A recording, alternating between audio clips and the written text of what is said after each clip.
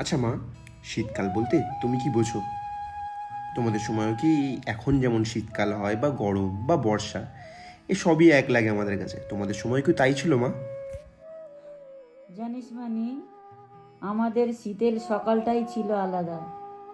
সেই ঘাসের ওপরে নেহর পড়ে থাকা, তার ওপর দিয়ে হেঁটে যাওয়া, সেই অনুভূতিটাই আলাদা ছিল। তোরা এখনো বুঝবি না মানি। হ্যাঁ, তা তুমি ঠিক বলেছো মা। ওহ, জানিস তো, শীতের সকালবেলায় একটা পানীয় পাওয়া যায়, গ্রামীণ ভাষায় বলে তাকে খেজুরের রস। সে যেন এক স্বর্গীয় পানীয়। কথাটা ভারী হলেও এটাই ঠিক। আচ্ছা, আমি এত কথা বললাম, তুই হয়তো বুঝলি না। তোরা যাবি বলছিলিস না খেজুরের রস খেতে? যা, খেয়ে আমাকে তারপরে বলিস। আর দেখিস এই রস থেকে কিভাবে গুড় তৈরি হয়, আর সেটা আমার জন্য আনবি, কেমন? হ্যাঁ মা, ঠিক আছে, তাহলে আমরা বরঞ্চ বেরোই। এই শীতের সকালে কাঁপতে কাঁপতে গ্রাম বাংলায় আসা শুধুমাত্র একটি বাহানা। আমাদের প্রধান উদ্দেশ্য হচ্ছে খেজুরের রস পান করা, আর যেটা নাকি বহু প্রচলিত এবং অত্যন্ত জনপ্রিয় গ্রাম বাংলার একটি সুস্বাদু পানীয়। আর এই পানির কিন্তু শুধু তরল আকারেই নয়, এটিকে পরে জাল দিয়ে খেজুর গুঁড়ে পরিণত করা হয়, যা খেতে আরও সুস্বাদু আর আমাদের শরীরের পক্ষে প্রচণ্ড উপকারী।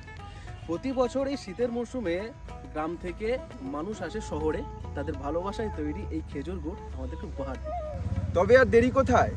এই সবুজের মাঝে দাঁড়িয়ে থাকা খেজুর গাছ ক্রমশ উকি দিচ্ছে আমাদের, তারা আমাদের জন্য অপেক্ষা করছে তাদের গল্প শোনাবে বলে।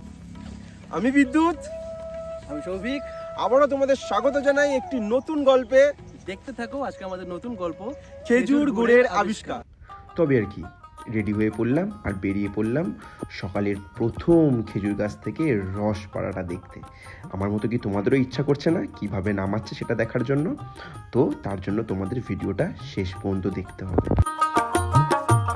এই হাঁড়ির মধ্যে রসটাকে নেওয়া যে কোনো সহজ পদ্ধতি কিন্তু নয়। তার জন্য গাছটাকে কাটতে হয়, সঠিক পদ্ধতি জানতে হয়। তো ওনারা আগের দিন রাত্রির বেলায় সেই গাছ কেটে আর সেখানে হাঁড়িটা বসিয়ে দিয়ে আসেন। আর এই সকালবেলায়, ভোরবেলায় একদম সকালে উঠে ওনারা প্রতিটা গাছে যান যেখানে যেখানে হাঁড়ি বসানো আছে, সেখানে গিয়ে রস সংগ্রহ করেন। আর তারপরে সেই রস থেকেই শুরু হয় আমাদের গুড় প্রস্তুতি। তো তোমরা দেখতে থাকো, আগে রসটা নামানো হোক আর রসটা আমরা খেয়ে দেখি, অত্যন্ত সুস্বাদু হয়, তোমাদেরকে জানাবো।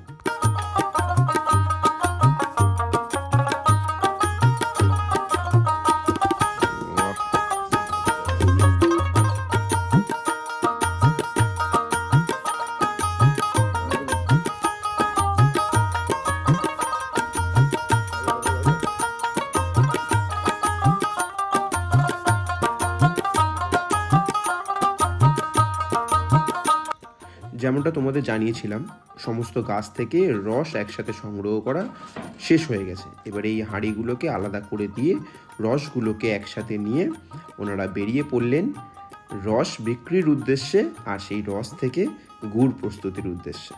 দুদিনের তাড়ি হয়ে যাবে কতক্ষণের মধ্যে তাই না খেলে? ও এখন 9টা অবধি খাওয়া যায়।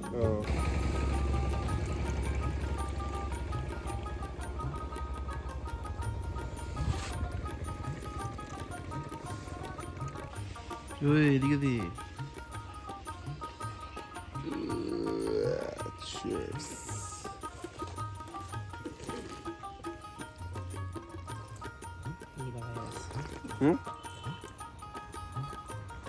দারুণ খেতে কিন্তু।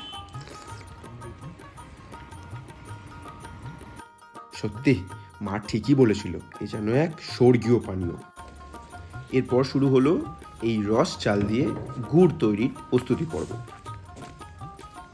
আরে হ্যাঁ, তোমরা ঠিকই ধরেছো, খেজুর গুড়ের আবিষ্কারের প্রস্তুতি পর্ব শুরু হয়ে গেল।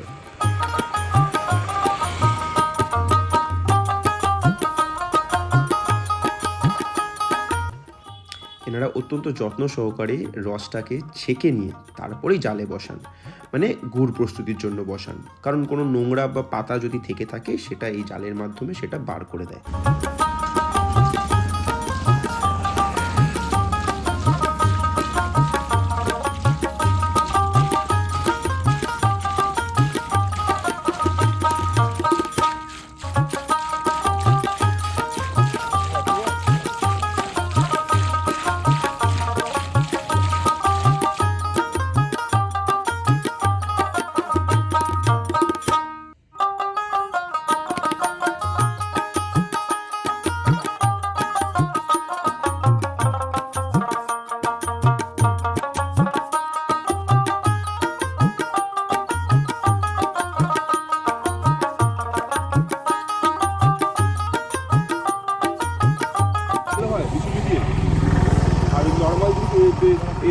স্টার্ট দিয়ে দাও। হ্যাঁ গুড়ের কালারটা অন্যরকম, ও বিচুলিতে ভালো গুড়ের কালার আছে। আর ওই নলেল গুড় ফুড সব কি এটা দিয়ে তৈরি হয়? কতক্ষণ এটাকে জাল দিতে হবে? 7টা বাজে এখন, 7টা থেকে 11টা। আরো তো আসবে আরো রস। বেশি রস হলে আরো বেশি টাইম যায়। আমরা দুটো করছি, দুটো উনুনে জ্বালন দেওয়া হয়।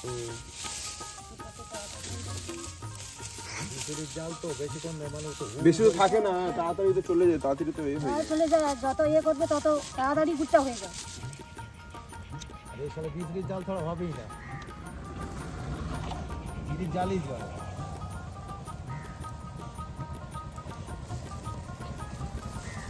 মিস্ত্রির দাম কি বলে? 80 টাকা করে নাকি?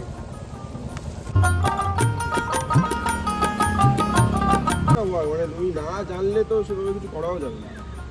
রাত থেকে উঠা, নিজে শীতের সময় মেহনতে শীত কিনতে হচ্ছে, নাহলে তোমার গাছে রস আসবে না। আমার ছেলে গাছ কেটেছে দুটো, আমাদের বাড়ি 3টে গাছ আছে।